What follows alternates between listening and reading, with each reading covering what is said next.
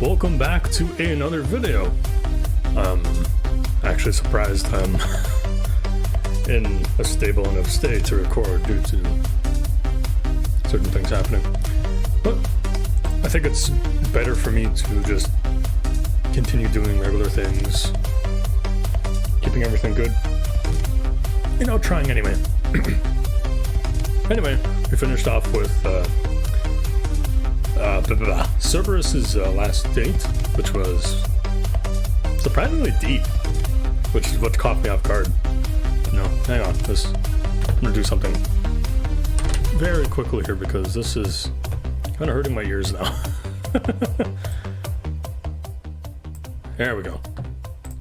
That sounds better. But yeah, Cerberus's date was actually very deep, which surprised me. I figured at some point we'd get it, but I didn't think it would be as early as the third date. But I'm thinking how far this will go is probably like 5-6 dates for each, maybe? Possibly, considering how much progress is being made. With every single girl, there's actually quite a lot of stories, so I don't expect this game to be done anytime soon, but I don't know, we'll see. Anyway, this is Malina's date. Let's get straight into it.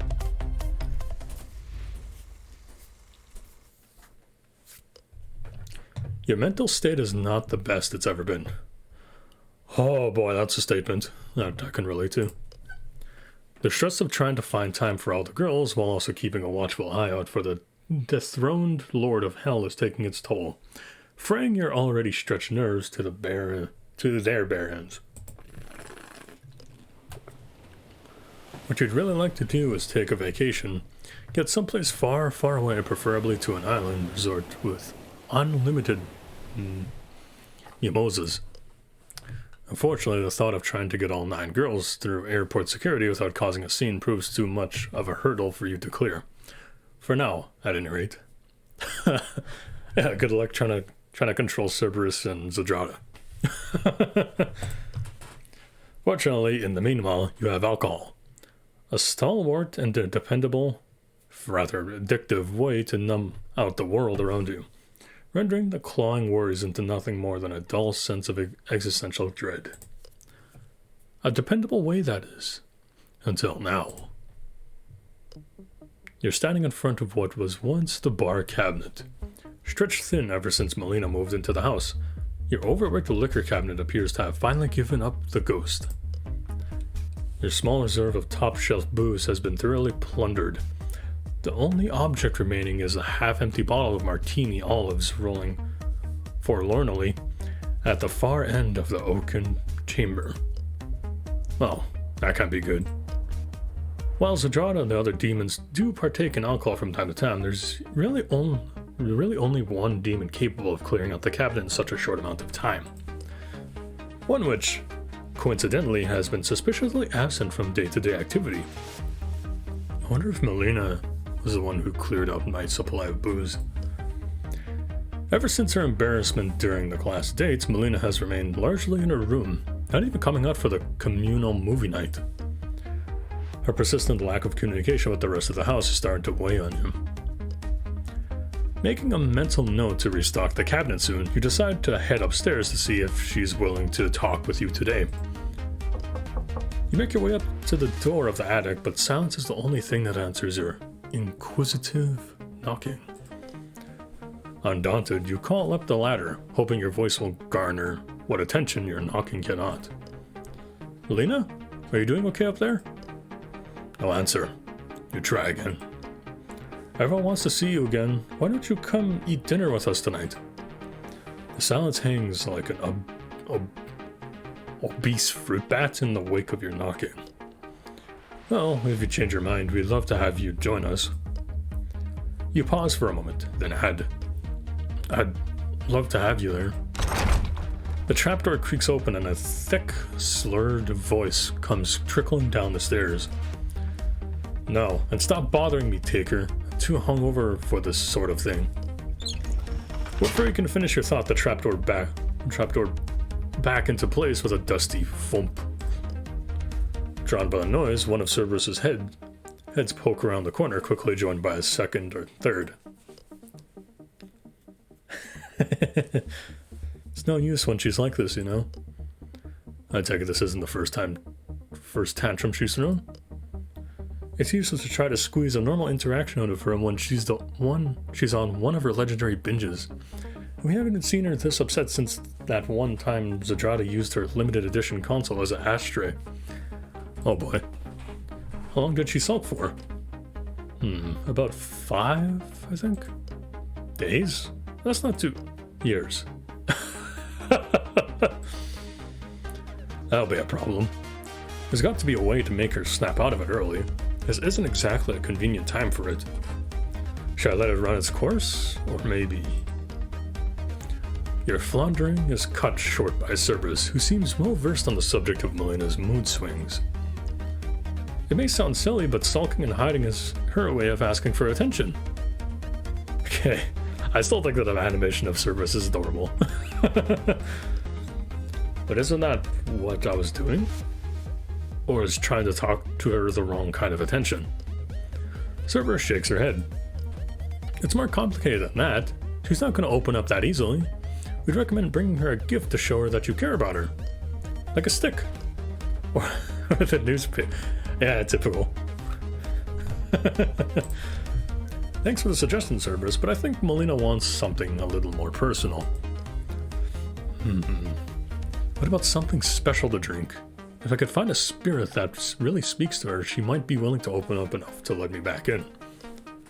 Oh my gosh, that's almost as good as an idea as a newspaper. You're good at this, Taker. I guess I'll mosey on down to the bar then. Would you like to come along? Yeah, we'll help you pick out a good one. Cerberus on Malina's date. Not bad. I can always do more with justice though. I got my fair share at the starting. Cerberus follows you out of the house and down the street to the local bar on the corner. A small bell tinkles over your head as you enter, prompting a familiar, sleep-muddied face to rise from behind the bar. Oh, Abby. Hello, can I help? Oh, it's you again. Hello, Abby. We won't be here long. We're just looking for something to placate a cranky friend of ours. Frankly, that's too much information. Wake me up when you decide what you want, okay? Or you could just walk out with it. Not really my problem. You're pretty sure it is by definition, but you let Cerberus pull you deeper into the bar without saying anything. Abby gives you a groggly thumbs up before sliding softly down the bar. Cerberus sticks out her tongue in Abby's direction once you're out of sight. You don't like her, you know. How many jobs does she work anyways? Too many. But I wouldn't be too harsh on her. Minimum wage jobs stink. She's probably just trying to make ends meet. Yeah, I mean, job is a job though. Gotta pay the bills somehow. I'm glad I'm not working a minimum wage job, but almost did. Cerberus grumbles to herself, but joins you in pursuing without pushing the issue further. Wandering over to the novelties, she amuses herself for a time by pulling a selection of bottles down you're pretty sure even she wouldn't drink. How about this one? Sarkrat infused bourbon? Oh, I'm not sure I could even stomach that being in the house. Let's see, she's not really a huge fan of overly sweet spirits, so something tart then. Hey, how about this one? Looking over at Cerberus, you see she's picked an excessively ornate rounded bottle. The bottle is surrounded by a gaudy gold filigree, more akin to something you would find on royal instruments of office, rather than a bottle of liquor. This vessel is filled with a deep red liquid. Chambord? Well, it's fitting, I suppose. Even smells like her. If that were any other person, that'd be weird. Wait, people like to eat things that smell like them, right? Maybe it's a demon thing. Either way, I think it's probably as good as we're going to find here. Let's get back to the house. Are you gonna wake up that lazy sales lady?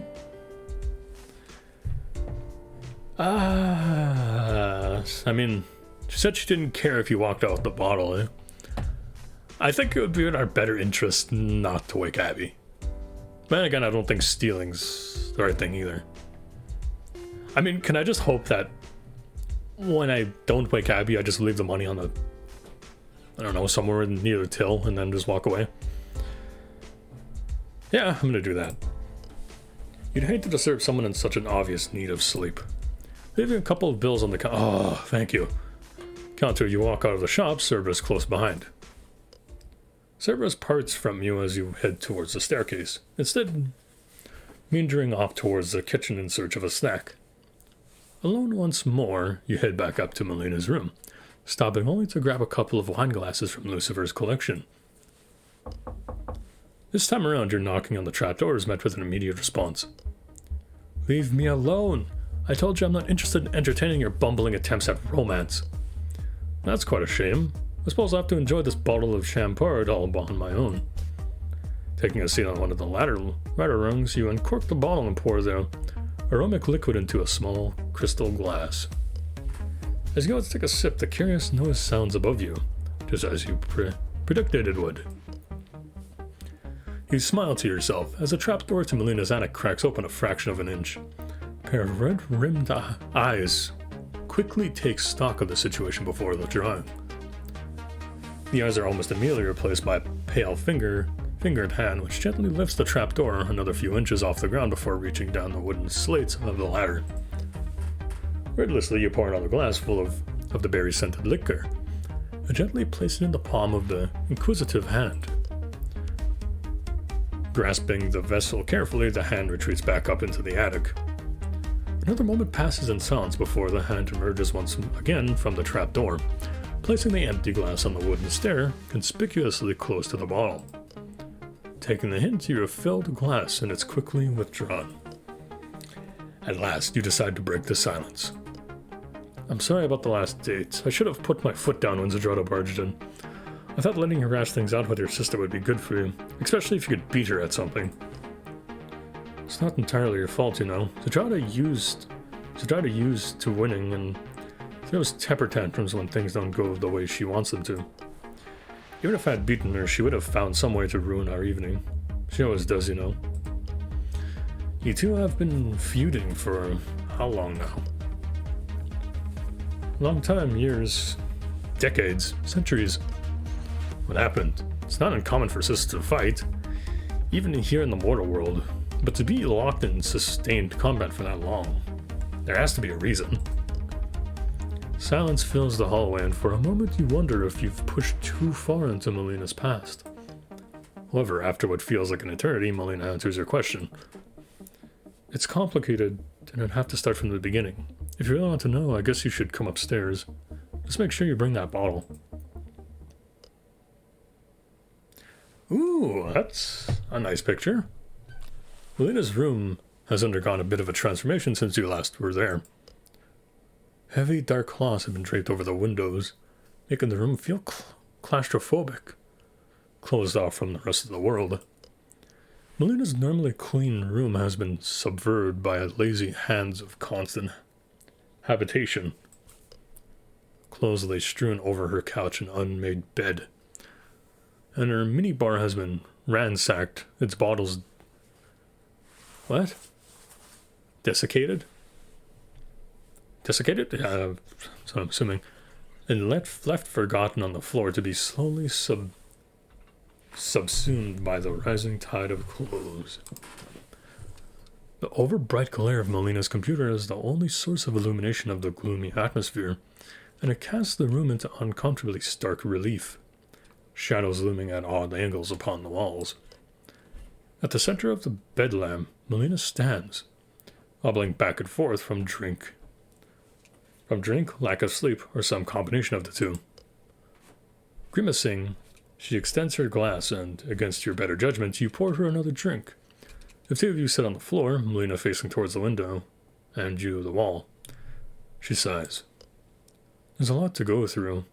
I'm not really sure where to start. Well, how about the beginning? I'm sure the story will come together as you tell it.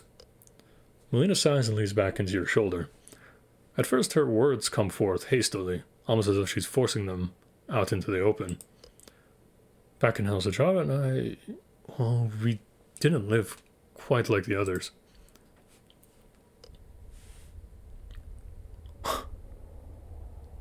Wow.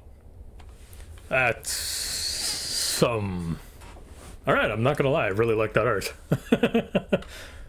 Ha! Gotcha. Smell you later, loser. Got to try harder than that if you want to catch up. Nah. Damn, brat. Stop stealing my wars. The two of us were quite the dreadful duo. Nothing was safe from our sticky fingers. We pilfered pretty much anything we could get our hands on. Food, clothes, and coin when we were able to. Sujata had a real knack for making a scene. She'd always be out picking fights, turning heads, and generally keeping attention away from the valuables. While she was busy showing off, I'd get in and rob our marked blinds. After we'd plundered enough to make it through the day, we'd head back to the place we called home. Wait, Malinka, we're only halfway there. You know, I'm not as fast as you are, sis. Fine, I'll wait for you, but only because you're my little sister. Got it? We had a lair in one of those outer layers, a dumping ground for the mortal vices. We dug ourselves a fort out of the refuse. It wasn't much, but it was nice to have a roof over our head when the sky started raining burning tar. Burning tar? Is that normal weather in hell? Very. And hush, I'm getting to the good parts. You note with wry amusement that despite being reluctant to begin the story, Malina seems invested in continuing it. We live day by day, planning, executing, and repeating. We must have pulled off hundreds of capers over the many years, and every night we'd reveal in our own wit, our youth, our immortality. To us! Cheers, Z! Two sisters, together till the end. Together till the end. That was our life for who knows how long, stealing anything we can get our hands on. We were never apart from one another for long, and the only thing we could really count on was each other. But one day, our scheming went awry. I got the food, let's get out of here. Not this time, you little punks. One of my buddies from the Circle of Wrath sent me a little toy. Ugh. Oh boy. The shopkeeper shot me. The Jawhead had never even seen a gun before, and he shot me with a silver bullet. Over an apple. Fortunately, adrenaline carried me out of sight before the shopkeeper could reload. My sister found me passed out in the alleyway, badly wounded. Don't worry, sis, I've got you. I'll get you back to the hideout. Get you patched up. It was agony for the both of us. My sister carried me 4 hours to get me to safety, but it was only after we were secure in our hideout that the real nightmare began. So hot. Malina, you're burning up. The bullet wound festered, the silver burning away at my body. Without means of paying for medical assistance, Sujata was forced to take desperate measures to make ends meet.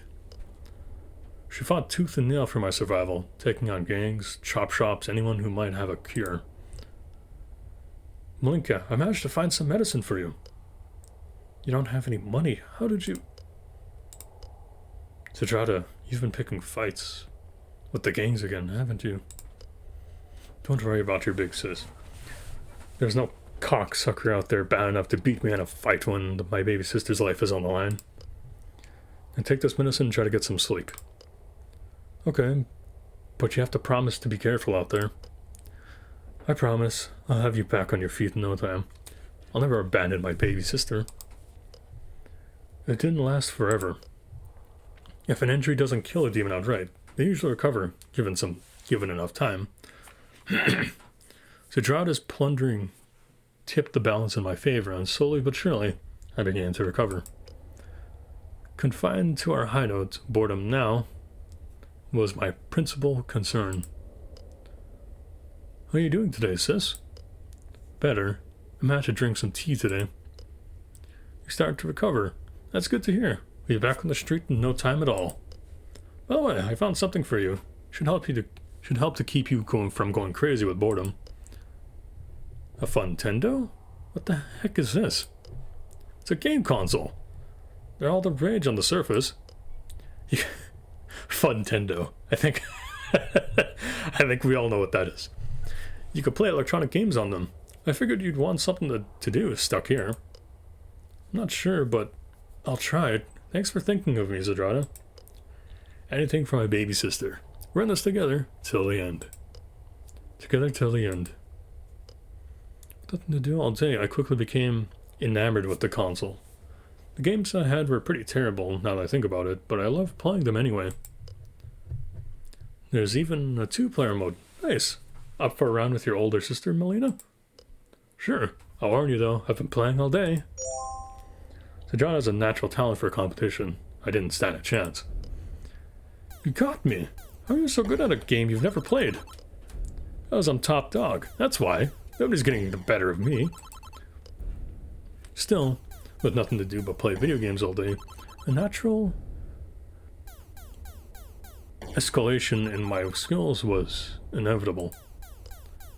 Huh, I won. Did you see that, sis? I won against you. Probably just a fluke. I wasn't warmed up. Let's go again. Eventually, my skills passed a point of no return, beating my sister again. That can't be right. You must be cheating. And again. Huh? No fair. How are you winning? And again. Yes, I beat you again. Until eventually. You're back early. Want to play some more? Is something wrong, Vic says? I'm done playing that game. It's for babies anyway. Oh. Okay. Sis, you're almost fully recovered. Don't you think it's about time to hit the streets again instead of playing on that silly thing? I've been doing some thinking. Cooped up in here. I'm not sure I want to go back to our old life. You can't be serious. We're a team. Together till the end. Which NZ? I certainly don't want to be living here in another 100 years, and that's only if we'd live that long. I think it's high time for a change in scenery. What are you talking about? Don't you think I haven't heard the news? There's a new Queen of Hell, and things have changed. People are saying for the better. We could get in one of the ground levels and secure a stable future for ourselves if we wanted to. That pompous bitch just passed degrees cracking down on thievery. Why on earth would I want to work for her? She's just trying to make hell safer for demons like us. How? By making it even harder to prosper at the only things we're good at? How the shit is that helping us? By giving us a fresh start. An opportunity to strive for something better. Do you want to still be risking your life stealing apples a decade from now? I don't care. We make it together. You getting hurt was just a fluke. As long as we're careful, it won't My getting hurt was a fluke? I almost died, Z. I'm not taking that risk again. Not when there's an alternative. First thing tomorrow, I'm heading for the capital to find a real job. You can't abandon me. Not after everything I've done for you.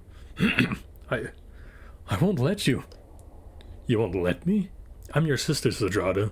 Don't you want me to be happy? Not if it means being alone. I can't live like this. Then come with me. We can still work together, even if I have to help you out. You don't understand.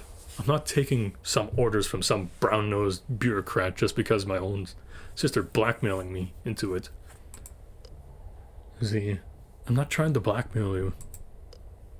But you are. Think, what am I supposed to do without you? Sorry, Z. I can't live my life with you. I have to live it for me. You've helped me realize that what I'm capable of. What I can do when I put my mind into something. Oh?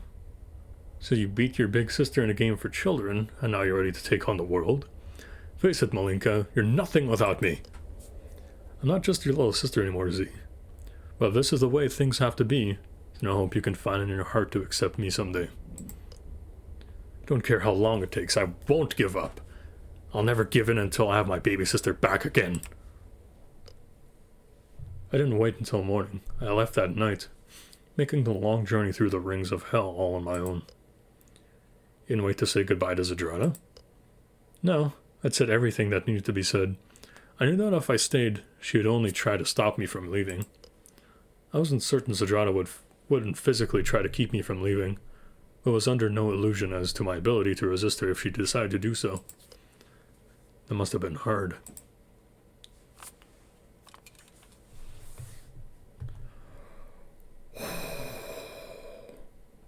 How do I approach this? Yeah. I'm not sure how I'm supposed to approach this, man. Oh boy.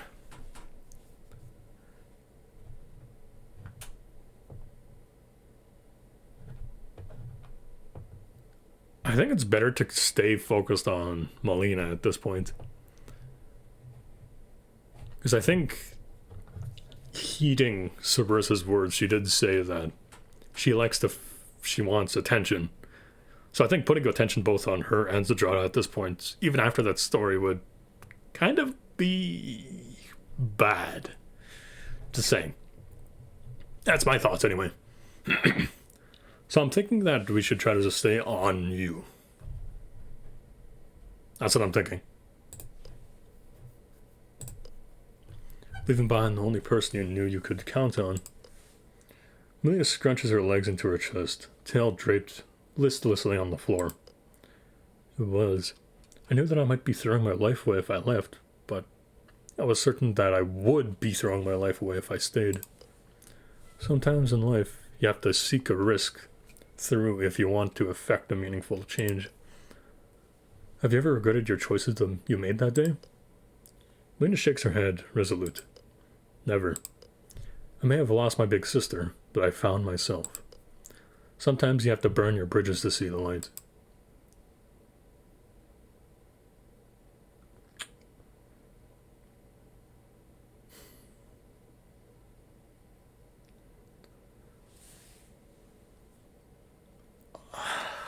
I feel like it's pushing something, but I don't want to. I don't want to continue it.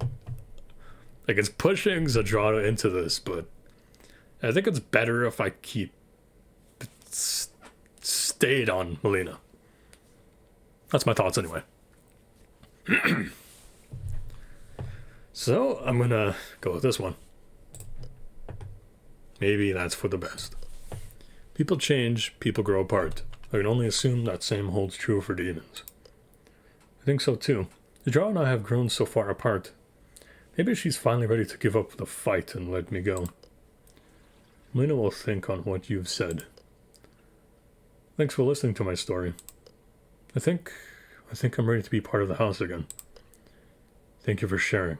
Believe it or not, this goes a long way towards explaining some things. You aren't a bad storyteller either. If you can think of any more stories from hell, I'd love to hear them. Malina smiles and leans more into you, her tail winding its way around your arm. The two of you stay like that, in silence for some time.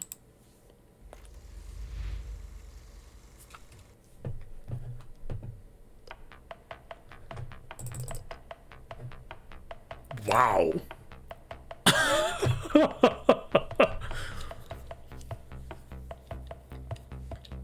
Alright, so far, that has been the deepest one I've heard so far. Yeah, I've got no comments. That date, in my opinion, was probably the best one so far. Like, I'm not gonna hold... This time, I'm not gonna be biased. Because we all know why I'm biased. I'm not gonna try to be biased in this one, and I'll just taper off to say, like, which story I thought was the best. And so far, I believe Malina's was the best. But anyway, I'm gonna probably end up this video because this one was pretty long. All my social media's down in the description below if you want to go check me out there. And if you want to leave a like, I would appreciate it. Maybe subscribe too. I'd also appreciate that. And with that, I'll see you guys in the next one. Have a good day.